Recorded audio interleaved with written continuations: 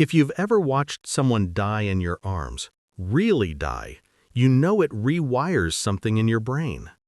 Time slows, your body stiffens, and the weight of the moment presses into you like a second skin you'll never shed. Now imagine that someone wasn't human. My name is Noah Bright. I'm 44 years old. Ex-Air Force, former aerospace contractor, 2 failed marriages, and a house in Nevada that barely stands upright against the wind. I don't chase ghosts. I don't believe in angels. And I definitely don't believe in aliens. At least, I didn't.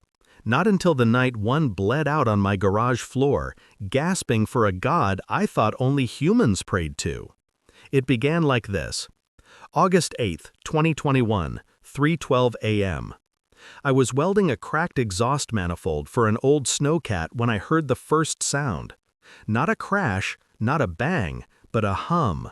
Deep, vibrating, like the kind of bass you feel in your ribs more than you hear with your ears. My lights flickered. My tools jumped slightly on the workbench. Then the power went out completely. I stepped outside, flashlight in hand, expecting to see blown transformers or maybe a meteor trail. What I saw instead was glowing. About 600 yards east, near the dry lake bed. A circular halo of light hovering just a few feet off the ground, pulsing like a heartbeat. I should have run. I should have called someone, but I didn't. I just walked.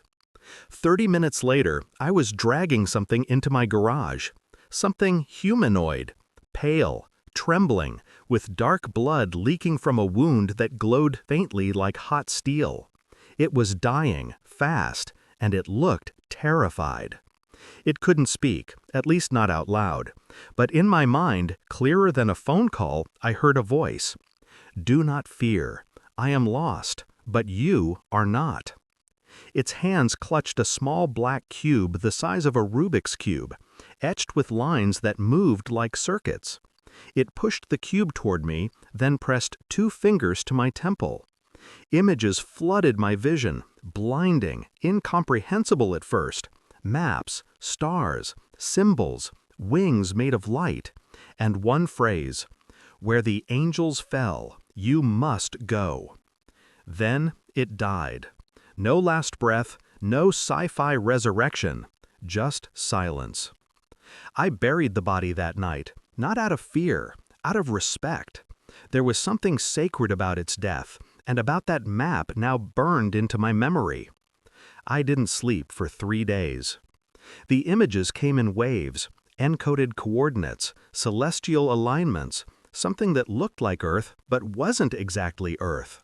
I cross-referenced everything, consulted astronomical software, brought in an old friend who once worked at SETI. It all pointed to one place, Karakum Desert, Turkmenistan. Specifically, the Darvaza gas crater, a burning pit locals call the door to hell. But the map didn't end there. Beneath the crater, hidden by seismic anomalies and electromagnetic interference, was something else. A chamber. An ancient one. Not built by humans, not even for humans. I didn't tell anyone where I was going, just booked a one-way flight to Ashgabat, paid off a local geologist to get me close to the site, and packed enough gear to last a week. The last thing I remember before my satellite phone lost signal was standing at the crater's edge, heat licking my face, and seeing something move beneath the flames. Not smoke, not gas, wings. You don't really see the wings at first. You feel them. A shift in the heat, a distortion in the flame. Like gravity briefly bends inward. One moment I was standing at the crater's edge, and the next the world below me pulsed, like something alive had exhaled from under the earth. The geologist I bribed, Yusuf, was already heading back to his jeep. 5 minutes, no more, he warned. Gas levels spike. You die. I nodded, even though I had no intention of coming back in 5 minutes. The map burned in my mind. I wasn't there for the crater. I was there for what lay beneath it. Beneath Darvaza, there's a sinkhole network that doesn't appear on any Turkmen map. Most think it's just tectonic collapse. But the data the alien imprinted in my brain told a different story. Deliberate construction. Not built by erosion, not built by lava, but by design. That cube, the one the being gave me, it unlocked something when I stepped close to the southern lip of the crater. A vibration started in my teeth. I thought it was the heat, but no, it was the cube. I held it out, and a soft blue light extended from its face, carving a perfect vertical line in midair. Then the ground opened. Not exploded, not collapsed, opened. Like stone remembering it was once a door. I stepped inside. The air dropped 20 degrees instantly. The fire above didn't follow. Instead, I descended into shadow, down a spiral carved in black stone, etched with symbols no human had any business understanding. Each step hummed underfoot, not from machinery, from resonance. I don't know how to explain it except this. I wasn't walking through a place. I was walking through a frequency, a sound made solid. And the deeper I went, the more that sound started to speak. Not in words, in memories that weren't mine. I saw beings of light and fire waging war across the skies of a prehistoric Earth. I saw a tower taller than the stratosphere being pulled down by a wind that carried no name. I saw humans kneeling, not in fear, but in awe, as something with 6 wings and no face whispered in their bones. And through it all, I heard one repeated phrase, like a chorus stitched into the bedrock of this place. They are not fallen. They were exiled. I reached the bottom of the spiral. There was no cave, no chamber, just space. Not outer space, inner space. A hollow pocket of impossible silence surrounded by black walls that absorbed every light, except one. A single suspended ring, spinning in the air, humming with the same resonance as the cube. When I approached it, the cube in my hand floated upward, disassembled itself mid-air, and reconfigured into a shape I'd never seen. It clicked into the ring. And the moment it did, everything changed. The air shimmered, the walls rippled, the black stone peeled back like paper, and behind it was a sky. Not Earth's, an inverted sky, where the stars were below and the ground above, where light moved toward you and not away. And in the middle of that sky, a structure floated, massive, angular, alive. It looked like a cathedral made of wings. I dropped to my knees, not out of worship, out of terror, because I knew, without a doubt, this was not a place I had found. This was the place that had been calling me. And I had just stepped into what our ancestors mistook for heaven. The cathedral didn't sit on land. It floated, anchored in the middle of that inverted sky, tethered to nothing, obeying no law of physics I'd ever known. Its structure pulsed with veins of living light. Wings, not ornamental, not carved, real, feathered and metallic, extended from every angle like solar sails, catching some divine wind I couldn't see. I don't say this lightly. It was the most beautiful and terrifying thing I've ever seen. As I stepped into the inverted space, gravity shifted. It was like walking through water, except I could breathe. My feet never quite touched the ground, and as I moved forward, the structure responded. The wings began to close, slowly, silently, like the cathedral was folding itself around me, encasing me in revelation. Inside was no altar, no pews, no cross. Instead, the cathedral housed something ancient, a vault. At its center, suspended like a heart in a rib cage, was a sphere, not of metal, not of crystal, of light. Pure, vibrating, intelligent light.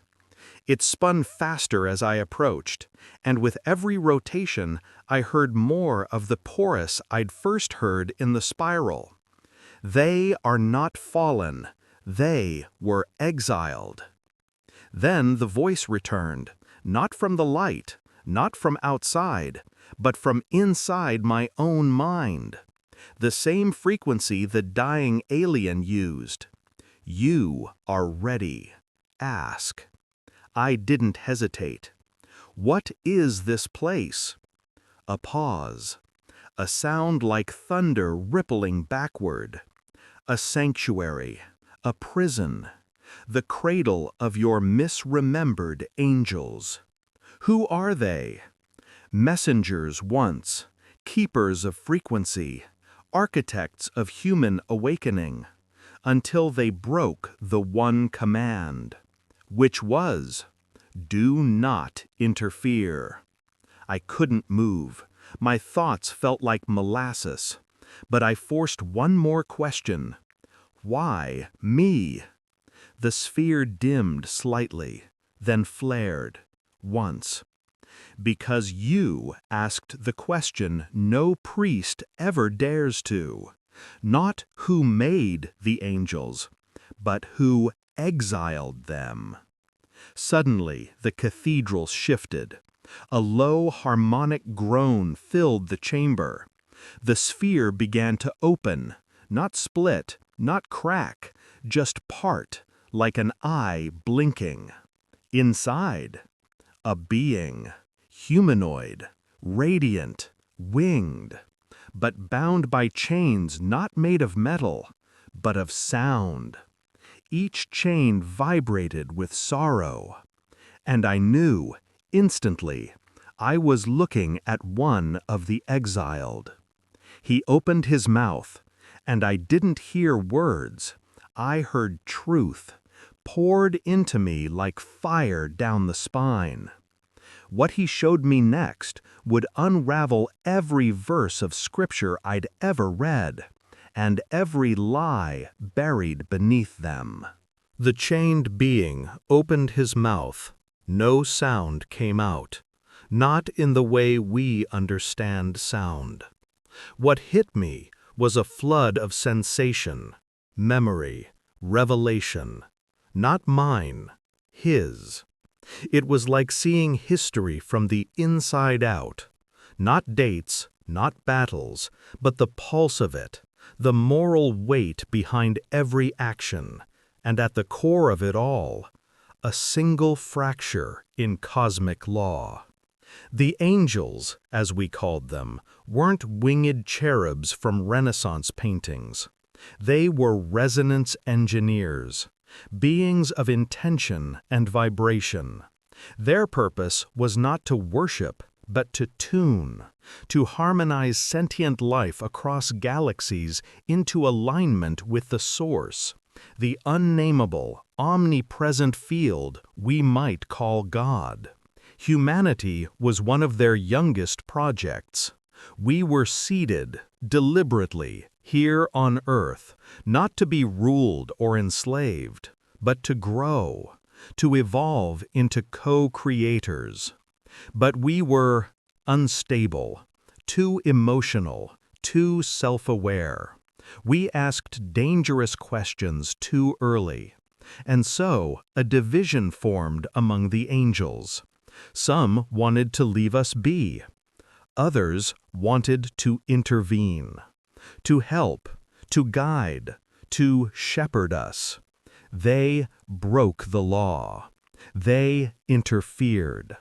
And for that, they were exiled, not to another planet, not to death, but here, beneath the earth, locked in a cathedral of inverted space, hidden beneath symbols we mistook for demons, bound by the very frequencies they once used to lift civilizations. We became your myths, the Chained One said in my mind, your monsters, your gods, your fallen. Lucifer, Azazel, Watchers, Grigori, names layered in fear and fire. But the truth? They didn't fall. They were cast down by their own kin. I felt my breath hitch as another truth struck like lightning. The alien who died in my garage? He was one of the jailers. Not malevolent, not divine, just ancient. And the cube he gave me? A key. Not to unlock the prison, but to let a human see it, to witness, to finally choose. The chained being looked at me, his eyes like twin galaxies, and asked one question: will you tell them? And I hesitated, because I knew, if I brought this back, if I spoke it aloud, it wouldn't just shatter belief systems, it would unmake identity. But I answered anyway, yes. And in that moment, the chains loosened, not released, not broken, just lessened, like tension fading from a string. Then go, and speak the name they've forgotten. I woke up 2 miles from the crater, covered in ash, the cube gone. But I remembered everything. And now I'm telling you. The angels were never meant to save us. They were meant to wake us. And now? Now we have to choose what to do with what we were never supposed to know. There was no record of the cathedral, no heat signature, no seismic readings. Nothing remained in the satellite data from that night. But something had changed. In me. I didn't return home right away. I wandered through Ashgabat, then Istanbul, then Rome. I visited cathedrals and mosques, watched people kneel and whisper to their versions of truth. And all I could think was, they're all talking to the same frequency, but no one's listening. Because what I learned beneath the earth wasn't heresy. It was reminder of something we once knew and then forgot on purpose. 2 weeks after the descent, I started writing. Not a memoir, not a manifesto. A translation. Not of scripture, but of frequency. The chained being had flooded me with symbols, geometry, harmonics, fragments of what he called the Gospel of the Exiled. And as I began to arrange it, it did something strange. It began to write me. Each word, each shape on the page made me resonate, emotionally, spiritually, physically. My sleep changed. My blood pressure dropped. Old injuries began to heal. My thoughts became clearer. But it wasn't magic. It was alignment. Just like the angels once tried to teach. Here's the part that will be hardest to hear. The teachings of Jesus, they were an attempt to reintroduce this gospel. But he was never meant to be worshipped. He was meant to be replicated. He came not to create a religion, but to reignite resonance. That's why he said, "The kingdom of God is within you," and why the powers of the time twisted his message into obedience. Because true resonance makes people uncontrollable. The Gospel of the Exiled isn't a book, it's a mirror. When you read it, it doesn't tell you who God is. It reveals where God is. Not above, not in a building, inside. And the cube, the alien's key? It was designed to find one person at a time who could carry the signal. Not as a prophet, not as a savior, as a tuner. To bring others back into harmony. I wasn't special, just ready. And now that you've heard this, maybe you are too. But be warned. Once you hear the truth angels were forbidden to speak, you can never go back. The first time it happened, I thought I was hallucinating. It was a month after I'd returned to the States. I was staying in a cabin outside Taos, trying to finish translating the last fragments of the Gospel. And one night, 3:33 a.m. exactly, I heard it. A single tone. Low, constant, and impossibly clear. Not through speakers, not from outside. Inside me. Like my bones were singing. I scrambled out of bed and stumbled outside into the cold. There was no wind, no animals, no artificial sound. But still the tone rang, and it began to change. It shifted, like a cord bending mid-air, and with it came images, not visions, not dreams, memories, but not mine. I saw a man in ancient robes kneeling beside a lifeless girl in a stone house. His hand hovered over her chest, not touching, just trembling, vibrating. His mouth didn't move, but the air around him did. The tone deepened, and the girl gasped. Not just alive, but reassembled. Then the voice returned, my guide from the cathedral. This is how it was done. Not by miracle, by resonance. Faith is not belief, it is alignment. I dropped to my knees in the snow, trembling, because I understood. Jesus didn't perform miracles, he tuned them. He aligned broken bodies and broken spirits with the source, just like the exiled ones taught. And the dead returned not because they were commanded, but because the frequency of life was restored. The churches buried this, because you can't build a religion around self-realized divinity. You can't sell salvation to people who understand that God is not a judge in the sky, but a signal they carry inside them. I spent the next week reproducing the sound. I used tuning forks, oscillators, breath. And then something happened. I brought a dying bird into the cabin, just instinct. Crushed wing, eyes dull, seconds from death. I centered myself, matched the frequency, and sang. Not words, tones, like the chained one taught me. The bird opened its eyes and flew. I wept for hours, not because of the miracle, but because I knew what it meant. We are not meant to be worshipers. We are meant to be resonators, co-creators, beings of divine interference. And now, so are you. Because the moment you hear this sound, really hear it, it echoes in your DNA. You don't just believe, you remember.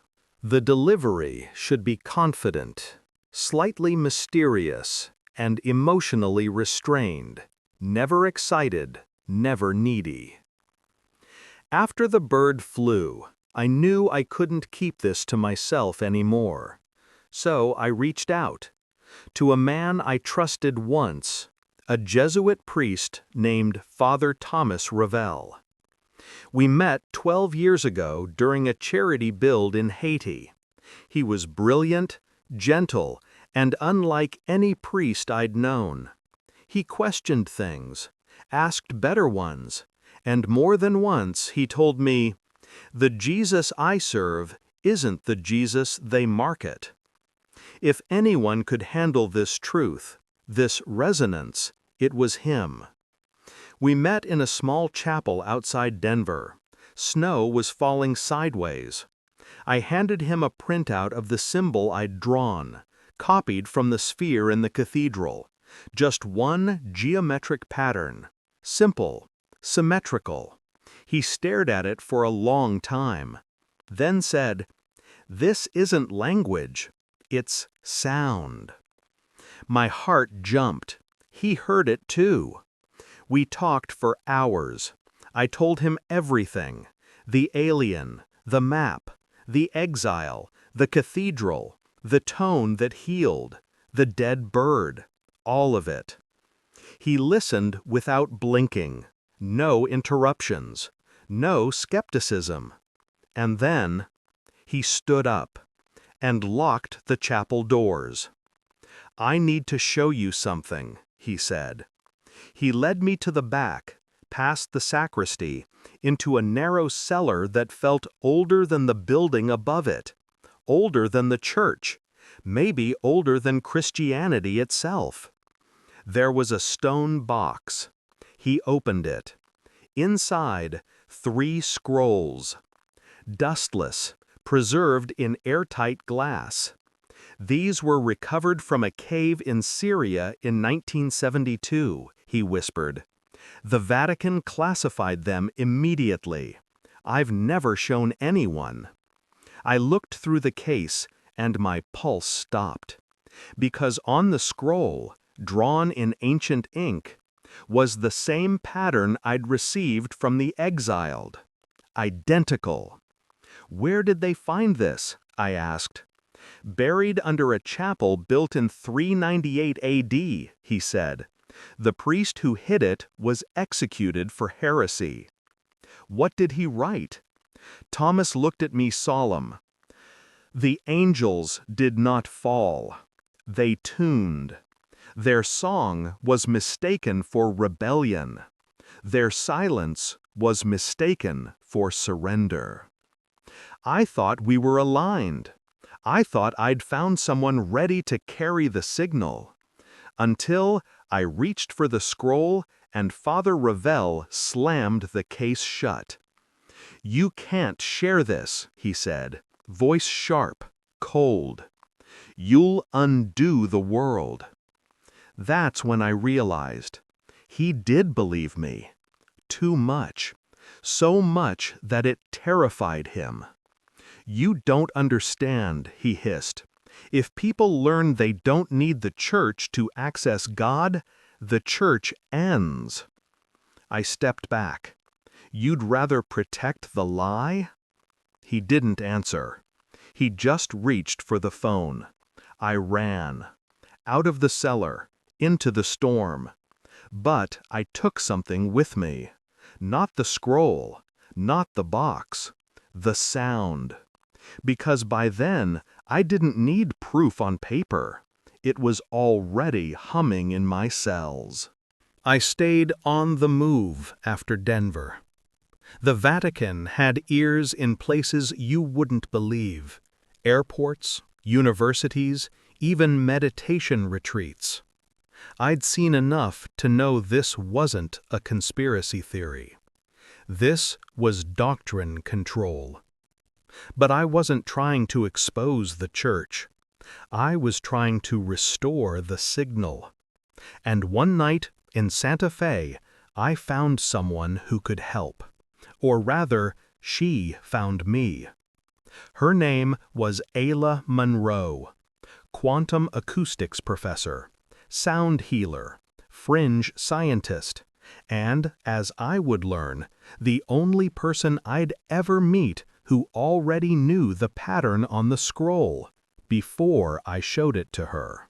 We met at a small lecture she was giving, The Harmonics of Consciousness, Sound, Emotion, and DNA.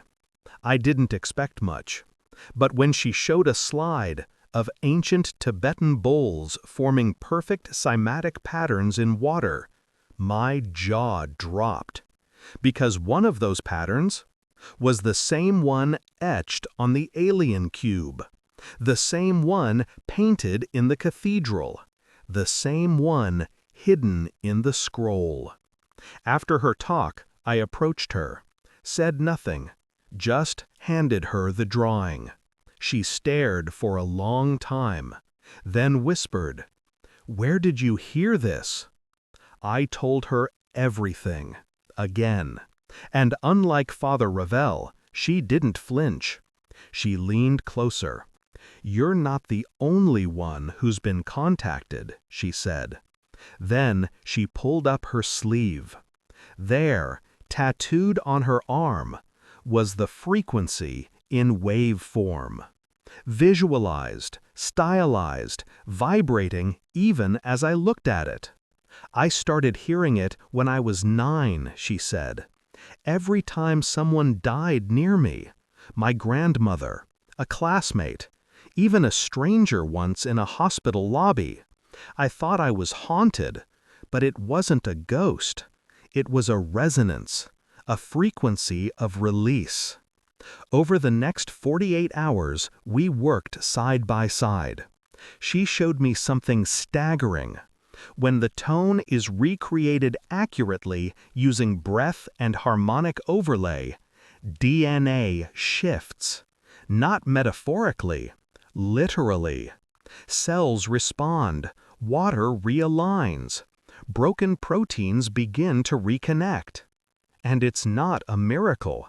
It's music, not random sound, sacred design. The same frequency Jesus used when he raised the dead. The same one whispered through the minds of the exiled. The same one we were all born with, but forgot how to hear. Ayla and I didn't just study it.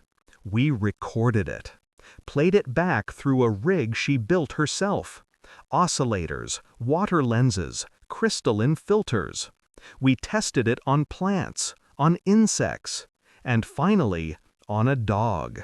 An old shepherd, blind in both eyes, tumors in his abdomen, days from death. We played the tone. 10 minutes.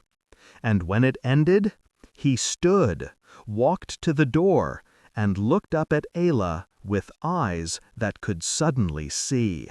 She wept, not out of joy, but recognition. "This is the Eden they exiled us from," she whispered.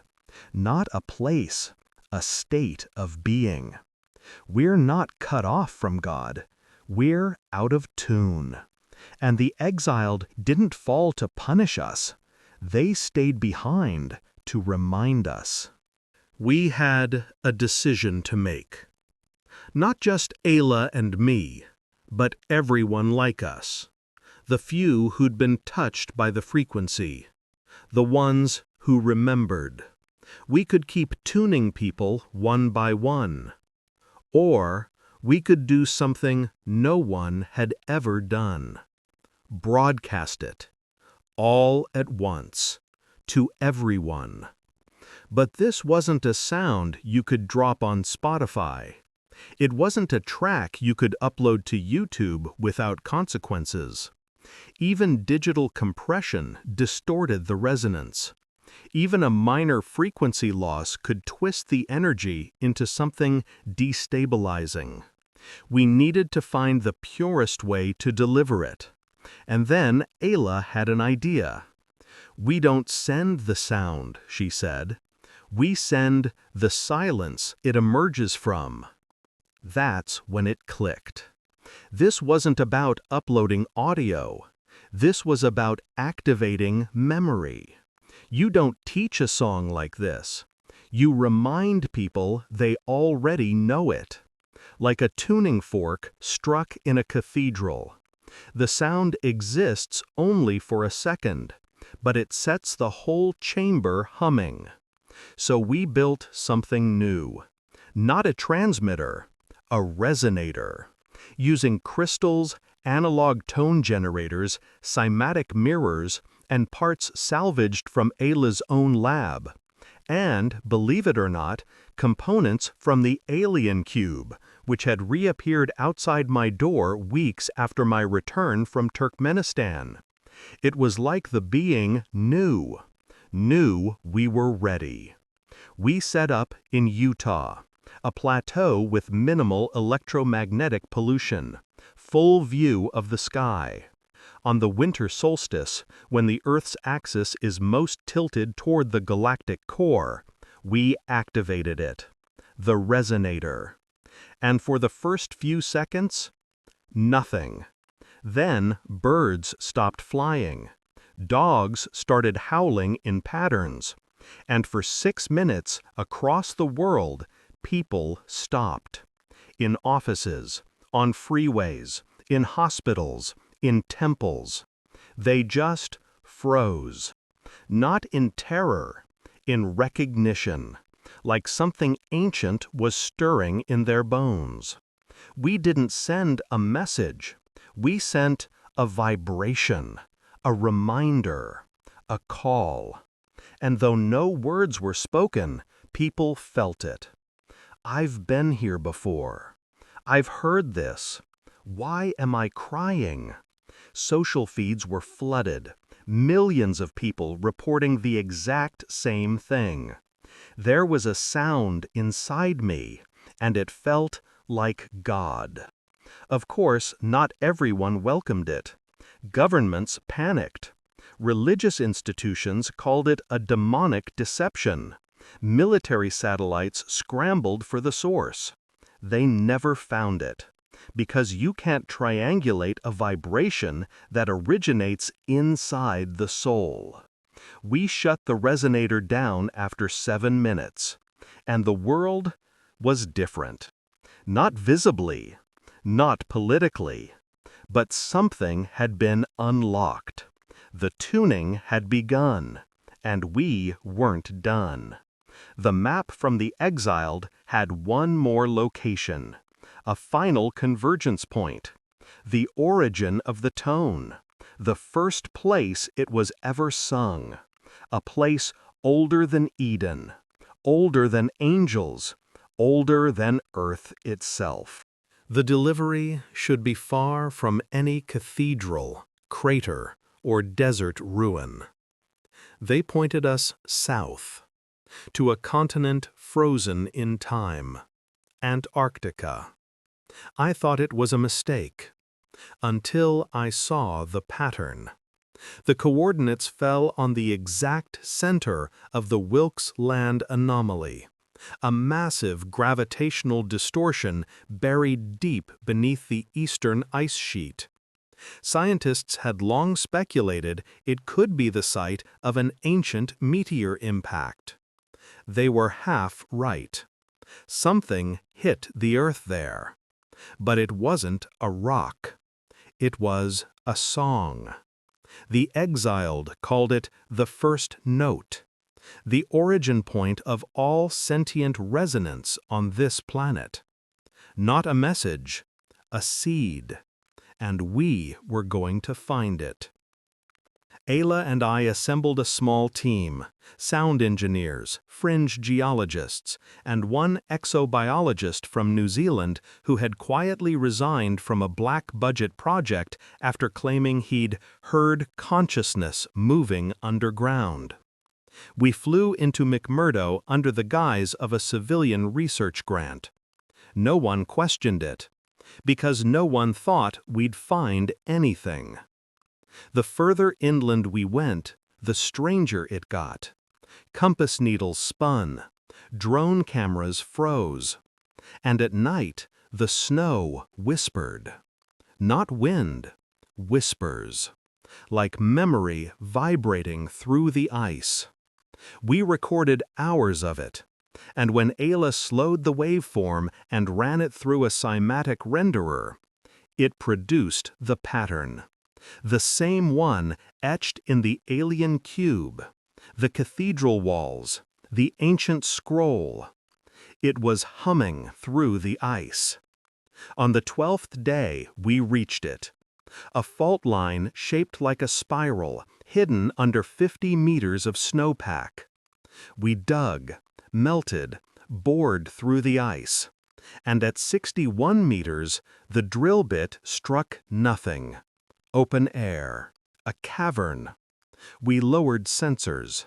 No readings, just static. Then, one tone.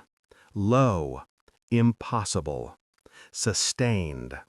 And all of us, every one of us, fell to our knees. Not in pain, in recognition. The sound was inside us, not just in our ears, but in our cells. Like our DNA was remembering something it was never supposed to forget. We descended. What we found was not a temple, not a ship, not even a structure. It was a chamber of silence, a vacuum that devoured light, sound, thought, and at its center, a figure, frozen in the ice, tall, humanoid, wings folded, but not dead, resting. And as we stood before it, breath crystallizing in the stillness, one truth echoed through my mind. This is the first to sing. This being, this sleeper beneath the ice, was not an angel. It was what angels came from. A harmonic architect, a divine instrument, a living chord. And when it wakes, everything will resonate. There was no sound. Not anymore. Just the low, pulsing awareness that something enormous was about to shift. We stood in the chamber beneath Antarctica's ice shelf. 10 humans, no gods, no scripture, only the soundless presence of a being frozen at the center of silence itself. And though no one said it aloud, we all felt it. This wasn't sleep. It was containment. Ayla was the first to move. She stepped toward the ice, hand trembling, her fingers glowing faintly with the residual tone from the resonator she had worn around her wrist. She didn't touch the being. She sang. Just one note, soft, steady, pure. And the ice didn't melt. It dissolved, vaporized in geometric spirals, as if peeling away under orders from some deeper natural law. And when the mist cleared, the first singer opened its eyes. We didn't see light, we heard it. The sound of starlight refracting inside an infinite cathedral. A tone so high it pierced the soul, but so low it rumbled in marrow. Each note carried a memory, a galaxy birthed, a civilization tuned in to balance, a planet like ours failing. Then it spoke, but not through words, not through thought, through frequency. And it said, "You remember because you were there. You were seated with the song before your bones had names. You forgot because forgetting was the only way to survive what came after." I collapsed, not from fear, from resonance overload. It was too much, but Ayla stood tall, unshaken. Her voice merged with the tone, her pitch matched it. And in that moment, she became more than human. Not an angel, not a prophet, a bridge. The being stepped forward, wings unfurling in pulses of gravity. It reached toward Ayla, touched her chest, and sang into her, not metaphorically. Her skin glowed with sacred harmonics, her veins lit with memory, and her voice, when it returned, was no longer hers alone. It was the original tuning fork, the echo of creation. And then, the first singer did something unexpected. It bowed to her, and then it vanished. Not into light, into tone. It disassembled into vibrating frequencies, rippling upward through the ice, out into the atmosphere.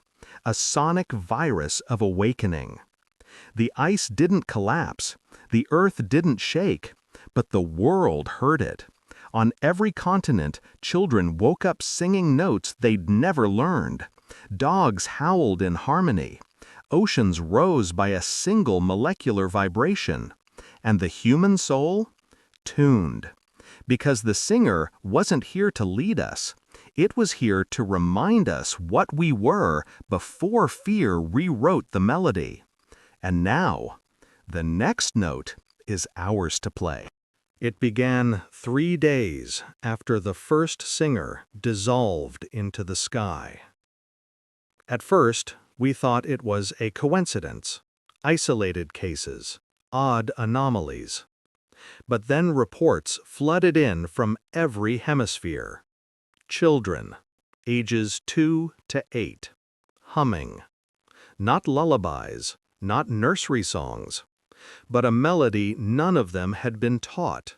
Identical notes, identical cadence. Even in countries separated by oceans, language, religion, they were singing the same thing. We recorded it, ran it through spectrographs, harmonic analysis, and somatic renderers. The pattern was unmistakable. The tone from the cathedral, the symbol in the scroll, the waveform Isla had tattooed on her arm. It was all the same song. And the source was unmistakable. Children. But here's where it gets weirder. They only sang it when adults weren't listening. Parents heard humming through walls, but the moment they opened the door, silence. Teachers heard it during nap time. Bus drivers heard it through rear-view mirrors. But no one ever caught the full thing live. Until Isla found her. In a small village in northern Chile, a 6-year-old girl named Marisol hummed the full melody during sleep. Isla recorded it, analyzed it, and when she played it back into the resonator, it activated something new, a subharmonic that hadn't emerged before. Not lower, deeper, like the foundation of a cathedral suddenly revealing a basement. I listened to it once, and I wept.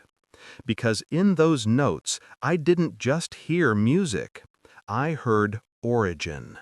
The moment before the universe expanded. The breath of intention.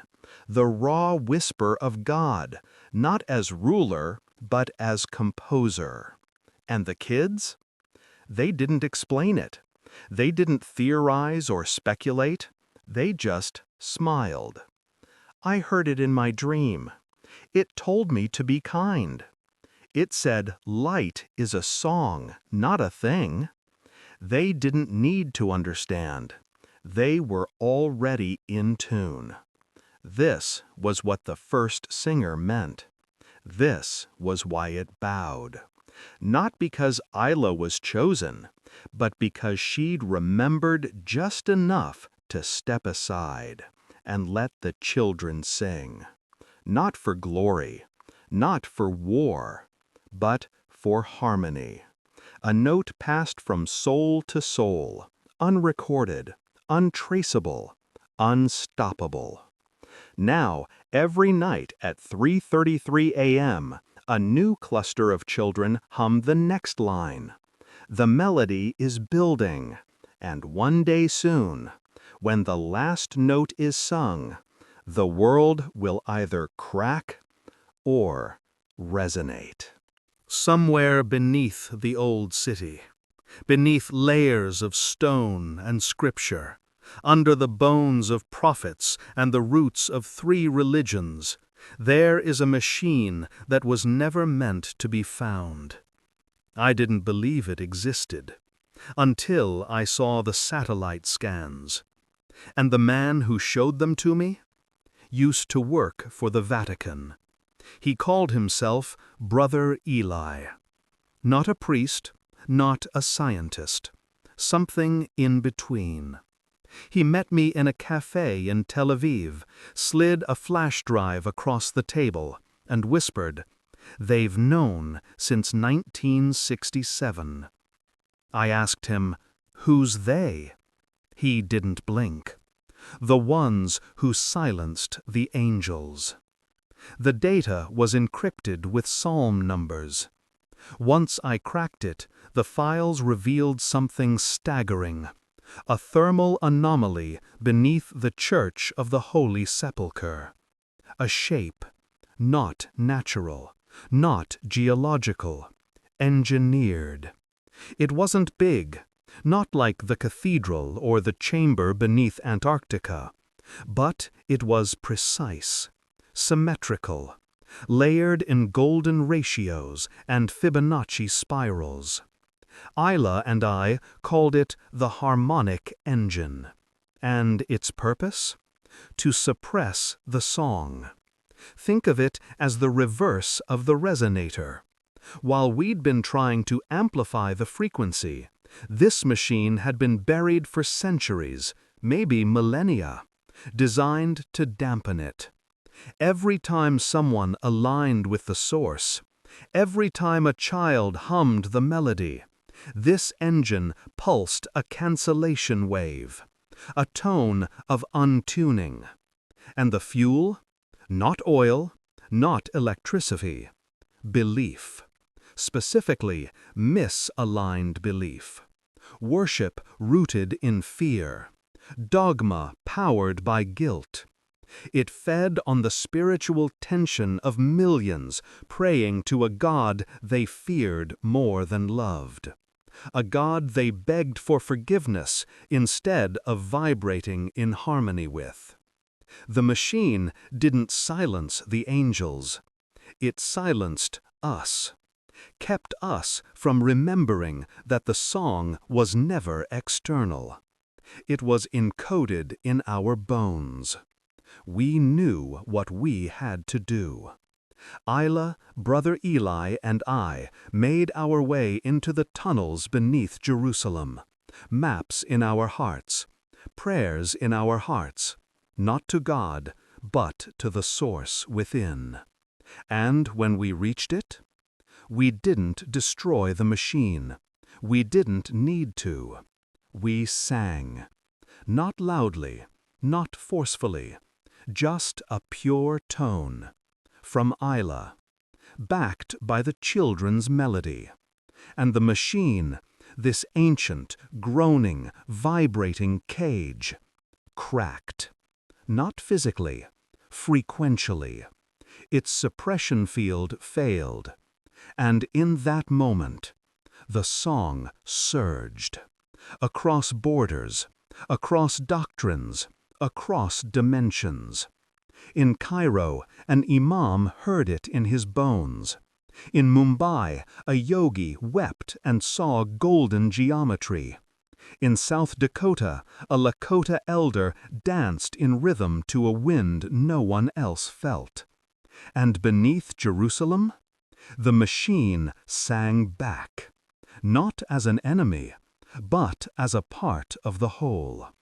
Because even silence is a note. Even resistance is part of the resonance. And now everything is vibrating. You'll never know the last note by sound. It's not sung through lips or strings or resonators. The final note, what the exiled called the completion tone, can't be heard. It can only be lived. After the machine beneath Jerusalem joined the song, something shifted across Earth's frequency. Not visually, not seismically, energetically. You could feel it. In every breath, in every word spoken with love, in every silence shared without fear. The planet wasn't vibrating faster, it was vibrating truer. Ayla said it best. The last note isn't about volume, it's about alignment. It doesn't finish the song. It reveals it was always playing. In the days that followed, more children began singing in sync. Thousands, then tens of thousands. Not copying, joining. Like individual instruments finding their part in a symphony without sheet music. The sky shimmered in frequencies only certain cameras could capture. People began dreaming the same symbols, the same golden spirals, the same winged being who never spoke but always sang.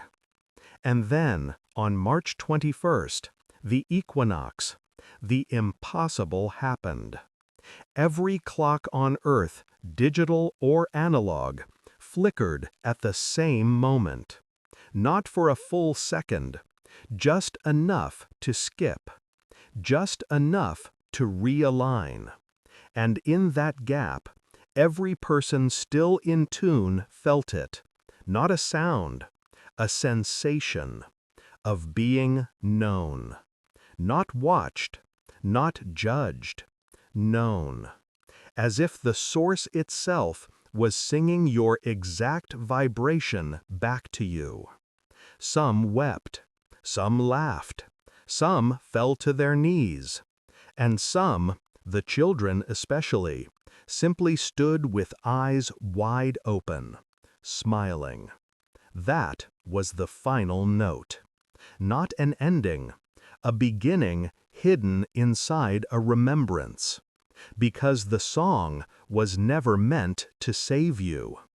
It was meant to remind you who you are, where you come from, and what you're still becoming. So, here it is. The secret the aliens died to protect. The truth the angels were exiled for teaching. The resonance Christ tuned into long before men twisted his melody into commandments. You are the note. You always were. And when enough of us remember, there will be no rapture, no apocalypse, no second coming. Only this, the return of the song in us.